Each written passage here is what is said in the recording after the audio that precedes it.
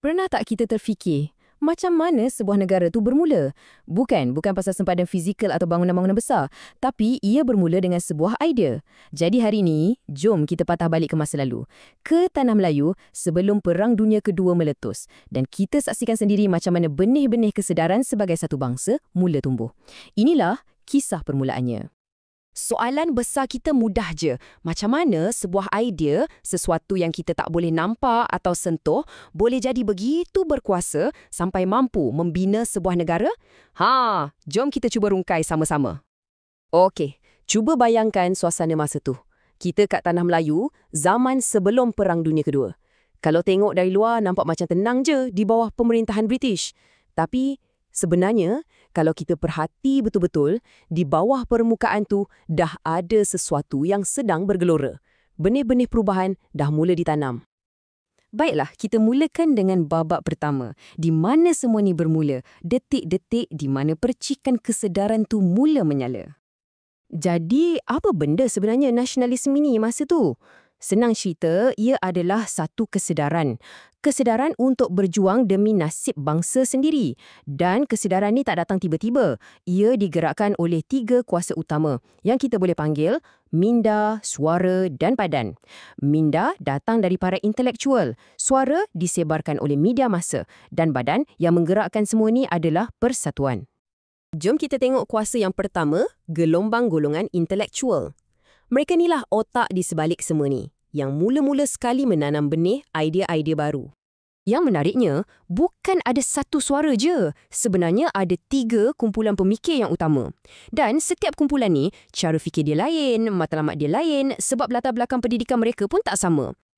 Okey, cuba kita tengok jadual ni. Nampak tak betapa berbezanya diorang? Kumpulan pertama yang berpendidikan agama dipengaruhi oleh gerakan Islah di Timur Tengah. Diorang nak modernkan Islam dan lawan penjajah.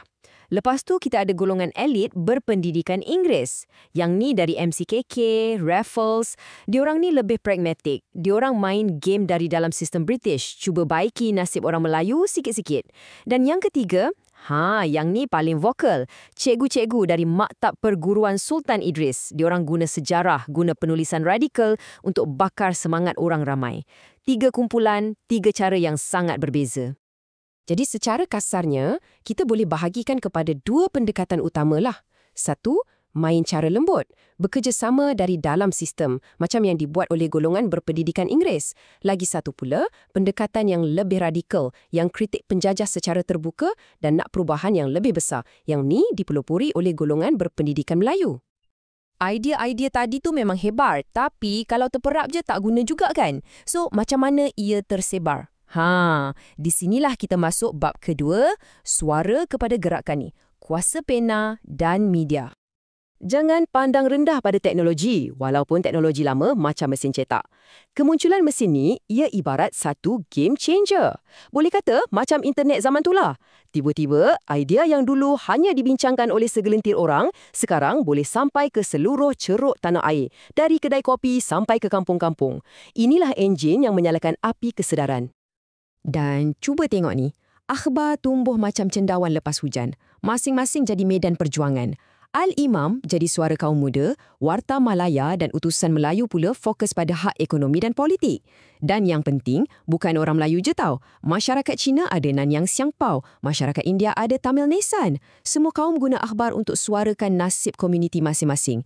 Kesedaran ni berlaku serentak. Tapi perjuangan ni bukan setakat melalui berita dan fakta je. Nak bagi orang betul-betul rasa, kena sentuh hati juga.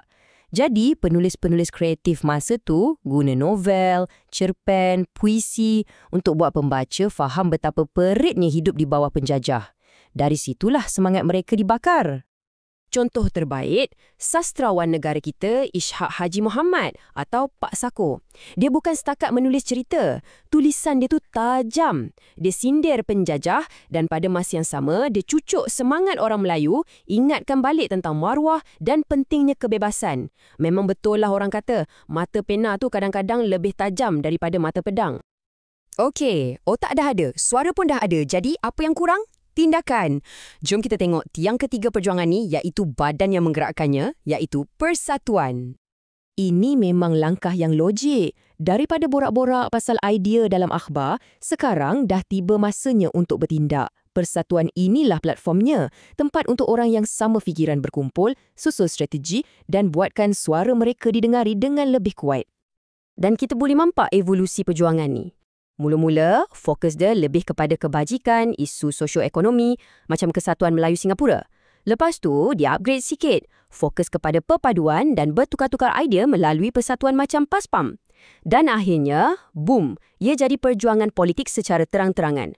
Lahirlah Kesatuan Melayu Muda, KMM, parti politik Melayu pertama yang berani dan radikal. Semangat berpersatuan ni merebak macam api. Persatuan Melayu tumbuh di setiap negeri. Masyarakat Cina pun ada persatuan mereka sendiri. Dan yang lagi hebat, semangat ni rentas sempadan. Pelajar-pelajar kita di Mesir pun tubuhkan persatuan untuk bawa bayi idea-idea baru ke tanah air. Ini bukan lagi gerakan setempat. Ia dah jadi sesuatu yang lebih besar. Jadi, selepas kita lihat semua ni, apa kesimpulannya? Jom kita cantumkan semua kepingan teka-teki ni. Senang cerita, kebangkitan nasionalisme ni berdiri atas 3 tiang yang sangat kukuh. Minda, para intelektual yang berani berfikir. Suara, media yang berani menyebarkan fikiran tu. Dan badan, persatuan yang berani menyatukan semua orang untuk bertindak. Tapi, ada satu perkara yang paling penting untuk kita ingat. Jangan sesekali bayangkan ini sebagai satu gerakan yang seragam, di mana semua orang fikir benda yang sama. Tak, sebenarnya ia lebih kompleks. Ia macam banyak anak sungai kecil dengan warna air yang berbeza-beza yang akhirnya mengalir ke sungai yang sama. Gabungan pelbagai suara dan perjuangan. Dan ini membawa kita kepada satu soalan terakhir yang menarik untuk kita fikirkan. Dengan asas yang begitu pelbagai, ada yang sederhana, ada yang radikal, ada yang fokus pada agama, ada yang fokus pada bangsa. Agaknya, macam manalah rupa kemerdekaan yang ada dalam kepala setiap kumpulan ni? Cuba kita fikirkan.